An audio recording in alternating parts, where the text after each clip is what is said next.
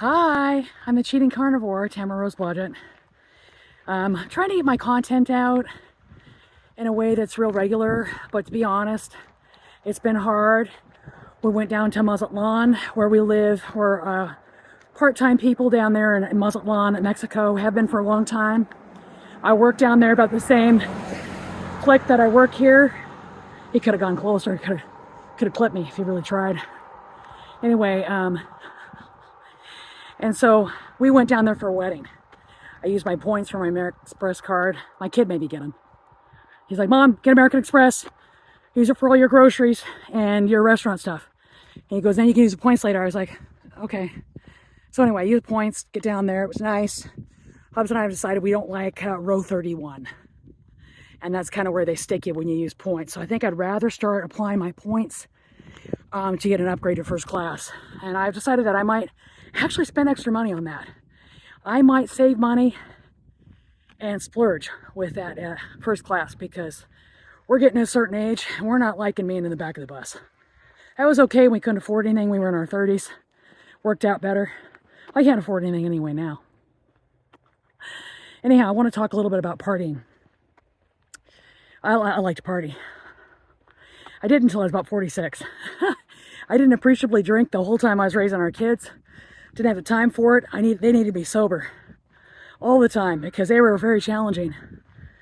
You know, you can't take a couple of semi-bright people that are super tenacious in their skirt and their pants respectively, have 4 kids, and expect them to be dolts. Didn't happen. Anyway, so even when I begged my kids, I said, hey, can you guys just go on the down low today so I could just not be a parent and not do my job? And they're like, no. Okay, so because there's a lot of tequila. So Hubs and I stayed up till midnight or 1 at least every night, drinking, being in the pool, partying, dancing. That's not normal activity for us. Even when we're down in Maz, we might do that once, maybe twice a week. But we were doing it all the time, and we had the time of our lives. Now, let's talk about what happened on my body. I didn't go off carnivore or anything. I mean, I did last night on the way home at 2 in the morning because I was starving, and then you make bad decisions, right? But so since I made bad decisions, I'm horribly inflamed. Not from the bad decision, from the drinking. I'll get back to that in a second. I'll circle back, guys. Settle down. Calm your tits. Okay? Calm them. So, I think what occurred, what I noticed is that all my joints became super inflamed and painful. And the only thing I had changed was drinking tequila. I have one finger on this hand, the middle finger, and it was so stiff and sore I couldn't bend it. So anybody that thinks that alcohol is okay, or it doesn't affect your system, or you can do both, I'm here to tell you, it's a real choice. My body, that must be why my body is just, you know, since I've been back in the States for about 4 months, every time I went to go have a cocktail, my body's like, no, don't like that one. So, of course, down in Maz, you know, I was like, oh my gosh, my best friend's getting married.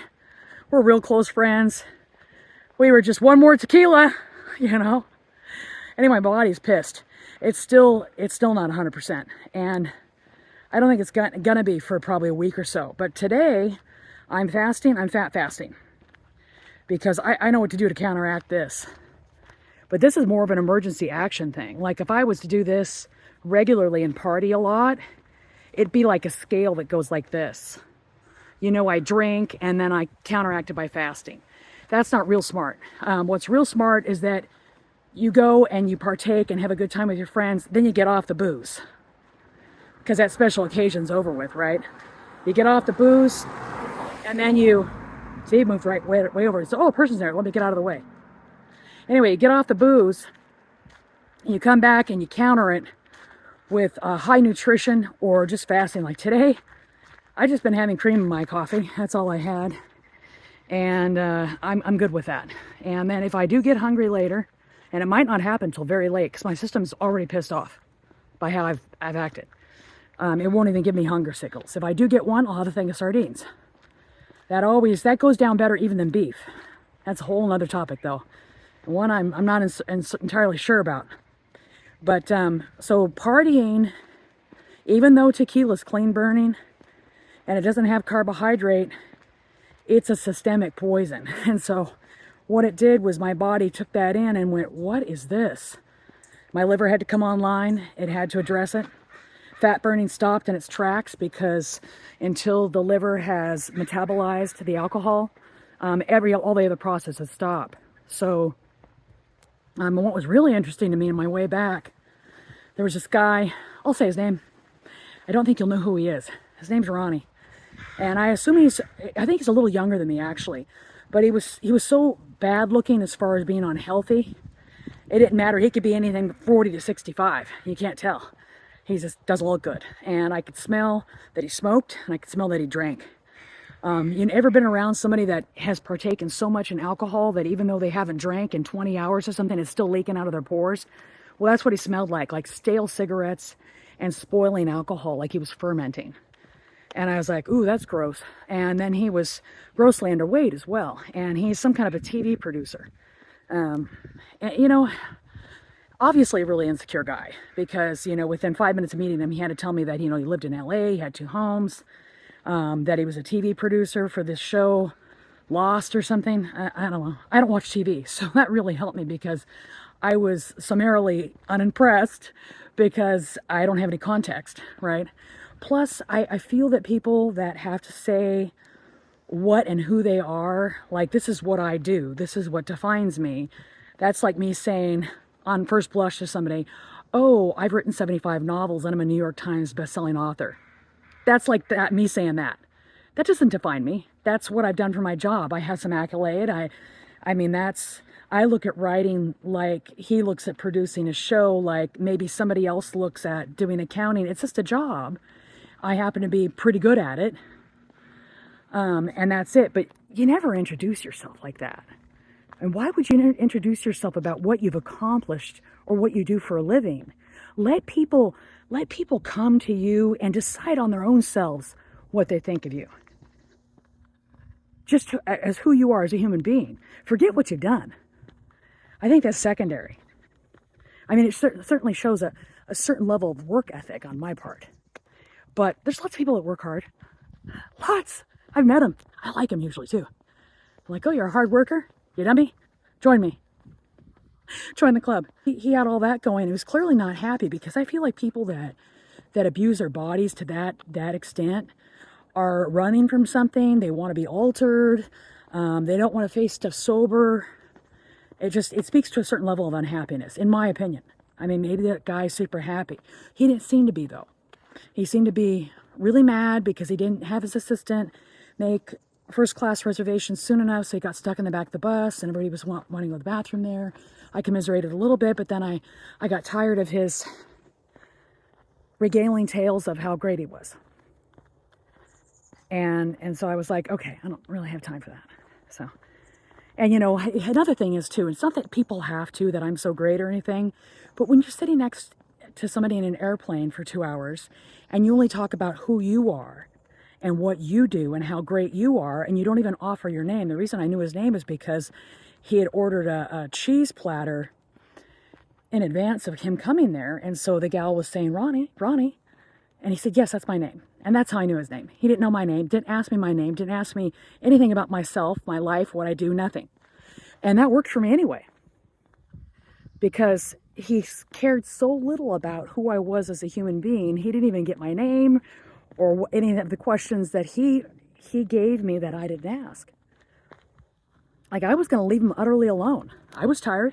I was like, oh yeah, I'll just let this guy be him. But no, it was more important for him to make sure I knew how cool he was. So that happened.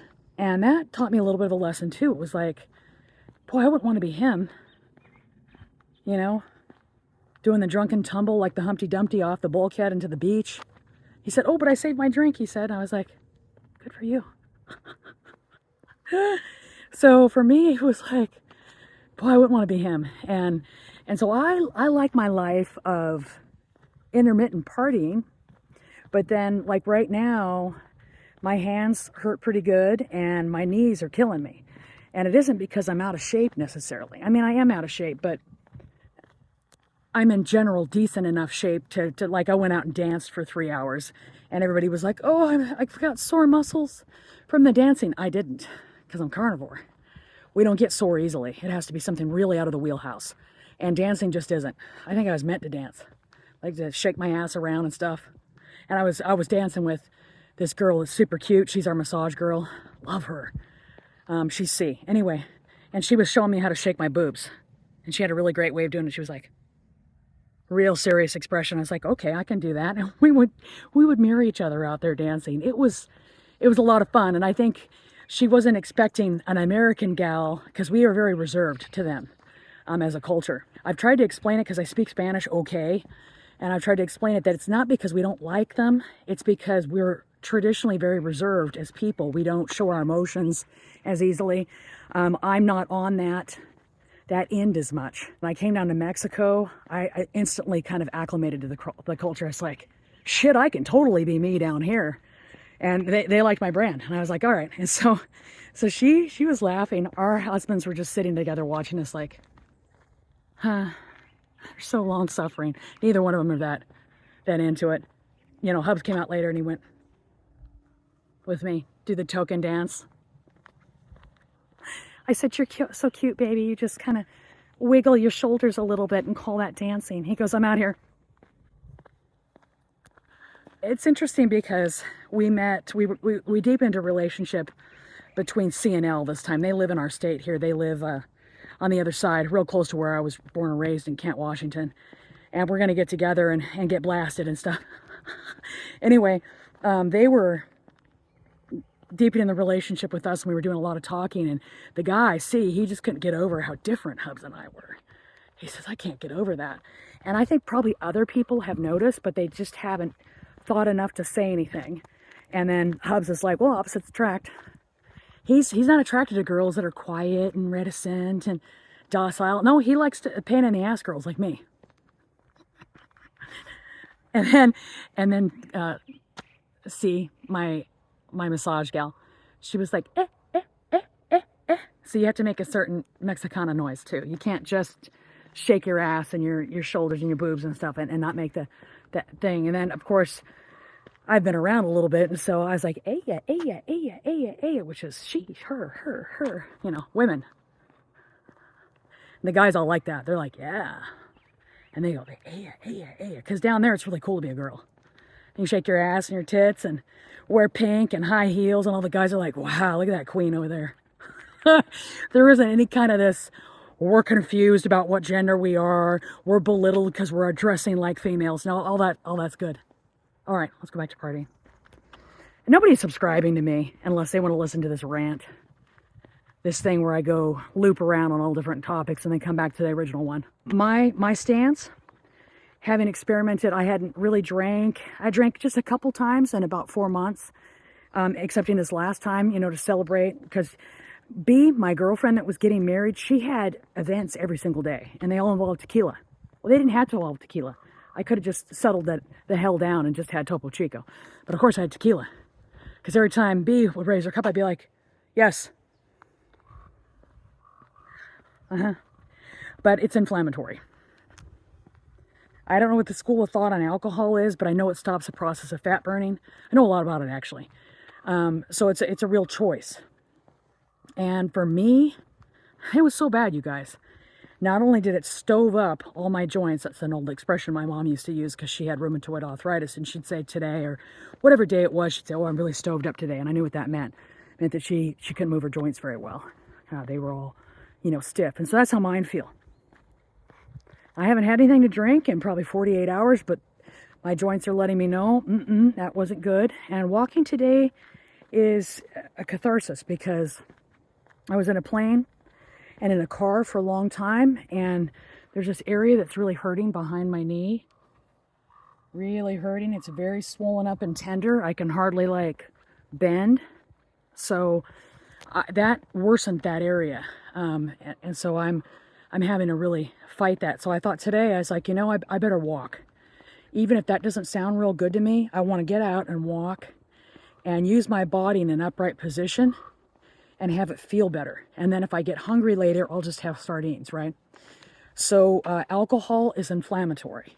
Now, there is some bio-individuality. Hubs doesn't have any of this.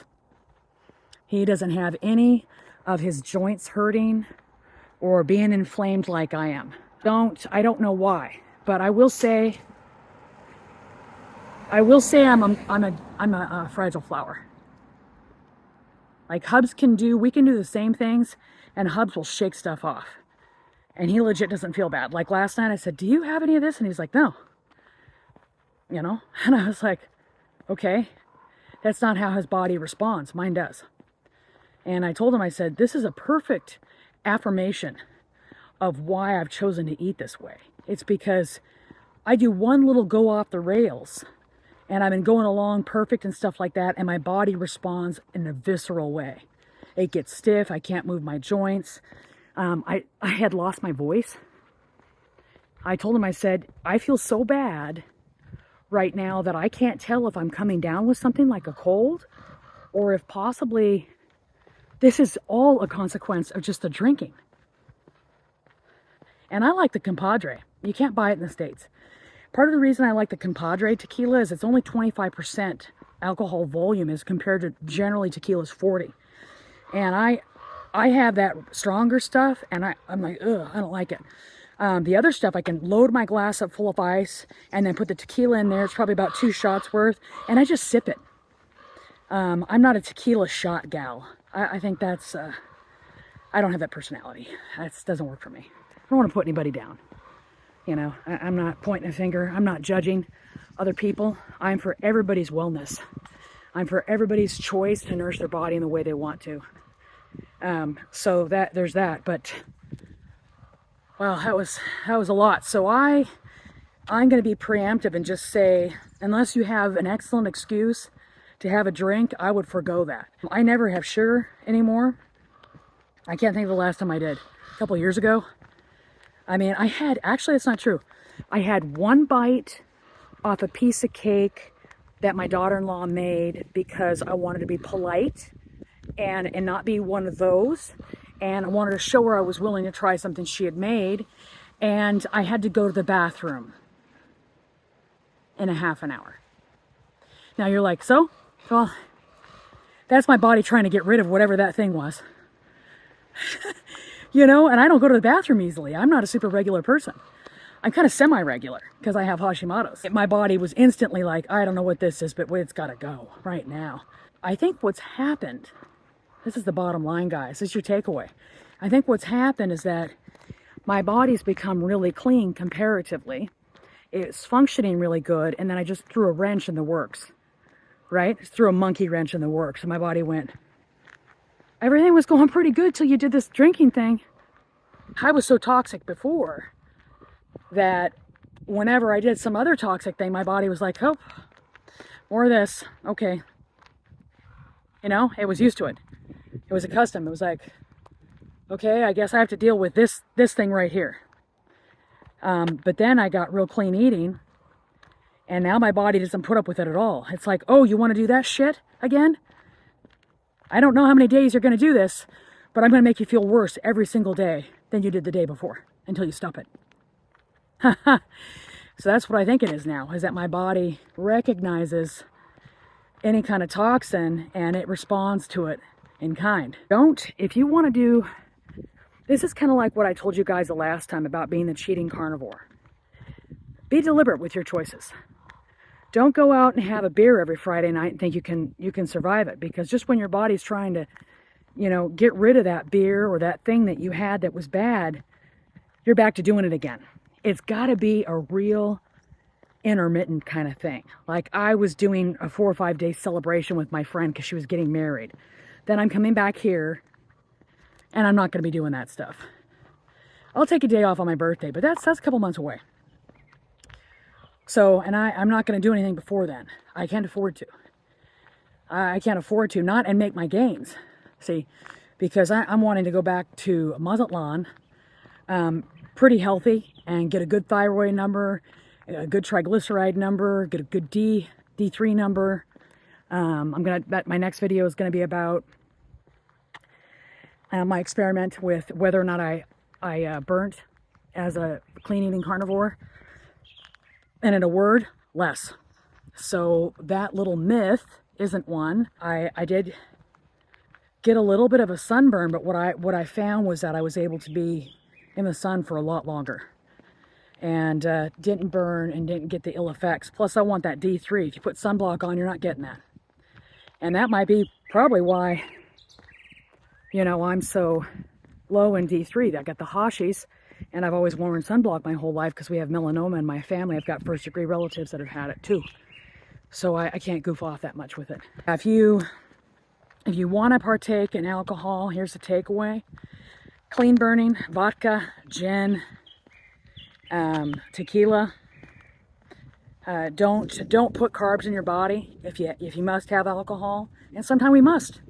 Sometimes it's, you know, like on our anniversary, I enjoy having cocktails with hubs. On my birthday, probably not. But, you know, a couple times a year, I definitely want to have some alcohol because it's fun. But I'm not going to go back down to Mazatlan and do this thing again, you know, where I'm doing it all the time. Because I just legit can't feel good. And I want to feel good. That's why I'm eating this narrow, you know. So there's that. So don't ingest carbohydrates if you're going to drink. So beer's out. Any of these sweet drinks are out. No, get rid of those. So do that, and do it very, very uncommonly. Don't make it part of any kind of routine. It's got to be something important. Your birthday, your anniversary, a wedding, whatever. You know, 5-6 times a year. Otherwise, don't have it. Because look what happened to me. You know, every bit of my body's sore and mad right now. I'm kind of limping. My Achilles tendon's pissed off. And that's why I decided I'd fat fast today, or sardine challenge fast, so that my body didn't have the distraction of digestion. It could repair itself because it needs to. And I'm just starting to get just a tiny bit hungry right now, but I don't think I see having any food. I just don't know. If I do, it's going to be sardines and salt. We'll see how that goes. But yeah, I feel very inflamed. That's your answer for partying. Yes, you can party, but don't have sugar with your alcohol, for starters, and make sure you mitigate the effects of it with a lot of water so that you don't have dehydration riding you like a monkey on crack on your back. Okay? And know that it's got to be very intermittent. The gurus that are out there, the real strict people like the Bakers and the Kelly Hogan or Rogan or whatever her name is, and I don't mean that as a diss, I have a hard time remembering her last name for some reason. I think it's because there's Joe Rogan and maybe she's a Hogan. Anyway, they never cheat, but they've got these huge channels, and they have to be the perfect ones. And I'm not a perfect one, and I don't feel compelled. I don't have that compunction. I don't have to do that. But I do appreciate their message, and I've learned a lot from listening to both of them. And when there's new people that come on, I'm like, listen to these guys, adopt what you can, baby steps, try to do what works for you. Any little thing that you do that you get rid of systematically is going to help you. You know, like 1 month you get rid of all bread, and then the next month you get rid of all flour. Look at this tree, guys. I want to show it to you. I'm going to take a picture of the grands every year by this tree until they won't let me anymore. Right? Yeah. Neck and neck they'll be with that tree when they're growing. But I always give them. And then Steak and Butter Gal, but she hasn't been on for about 3 months. She had a family emergency, and she has not returned. And I don't know what the family emergency was. And she doesn't owe us anything, explanation or whatnot. But she said she was going to be abroad for a while. So she probably went to China because she's Chinese. And she's got a huge viewership. It's like 140,000 people. But she's got such a wealth of material there. People could just go back to the very beginning and still be catching up by the time she returns. So I always tell younger people, I'm like, oh yeah, Steak and Butter Gal. And then I tell guys, Sean Baker. And then Kelly Hogan, I think. She's nice. I like her because she's got a good precedent of years behind her doing it. And, well, she's not my age, but she's my height. She's about an inch shorter than me. And she kind of weighs like where I would love to weigh, about 5 pounds more. But I'm not quite there yet. You know, she doesn't have cream in her coffee, and she doesn't have a lot of fat. You know, she focuses mainly on meat and stuff. And I'm not wanting to be quite that narrow yet, but I'm getting there. But I don't want to sabotage myself. For me, it's really important to be able to do some of those things that aren't purest things to some degree, to small degree, so that I will stay on it. Like, that helps me. Having cream in my coffee helps me, you know, and then having, what else? Oh, having some cheese once in a while helps me, but it doesn't help my body. My body likes beef and it likes sardines. And that's what it likes. So that's going to be my next video. I'll probably just do one right after this one on some of the other things I've learned. I want to touch on ancestral diet, and I want to touch on exercise, and I want to touch on sun and how important of a role sun holds for us. So thank you for watching, and I will talk to you guys again. And please smash the subscribe button and a like button. Love you.